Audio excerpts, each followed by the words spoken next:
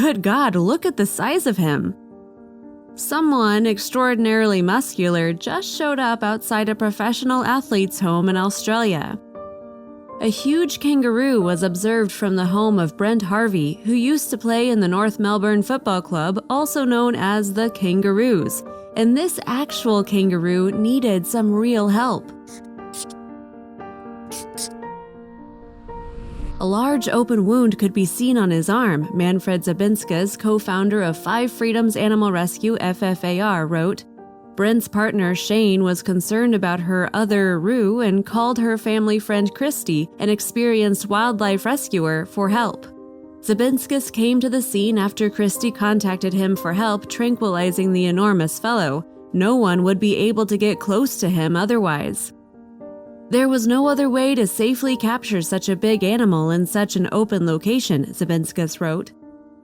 Tranquilizing the big guy, who has come to be called Hugh Hefner after the testosterone-driven Playboy magnate, proved to be quite a process. The large open area required that Zabinskas shoot the tranquilizer dart very precisely. Fortunately, he was in an ideal position for me to sneak up and dart him from behind cover of bushes at the front of the house, Zabinskas wrote.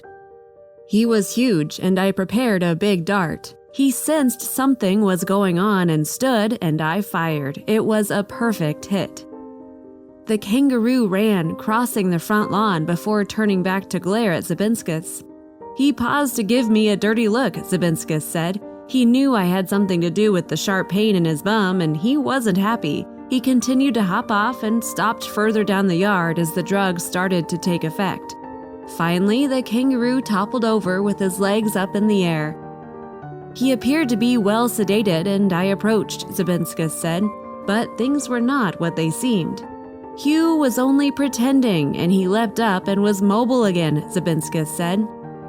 Only a second dart finally brought huge Hugh Hefner to the ground. Then Zabinskas managed to get close and wrap vulnerable Hugh Hefner in a blanket.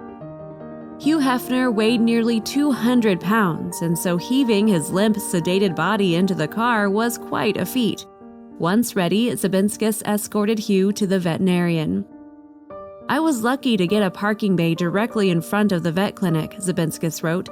Even so, we needed to use a trolley to get him inside. The trolley also had a hydraulic lift, which was brilliant to get him up to the height of the X-ray table. A team of veterinarians at Melbourne's Balwyn Central Vet, led by Dr. James Taylor, worked for nearly 2 hours cleaning up Hugh Hefner. The team gave Hugh surgery to fix his wounded leg.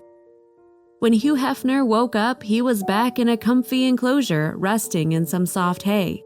Hugh stood up in FFAR's rescue center and started to look around. He was surrounded by a bunch of younger kangaroos who were also using FFAR as a place to recover from injuries and who seemed dwarfed by Hugh's massive figure. Hugh is doing really well and is getting on with all of our other kangaroos in the enclosure, Zabinskas told the dodo. His wound is healing extremely well. Rather than being on a power trip over his impressive size, Hugh Hefner has turned out to be a gentle giant, and his new, smaller friends have accepted him in their group. Our Joeys have also accepted their large new friend and kind of like having someone big and strong to hang with, Zabinskas wrote. We are optimistic for his full recovery and return home one day, Zabinskas said, but that will still be some weeks away.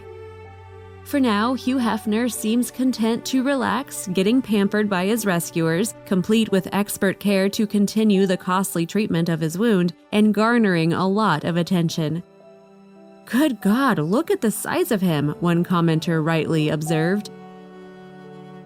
If you liked the video, please give it a thumbs up and consider sharing it with your friends and family. Thanks again, and we'll see you in the next one.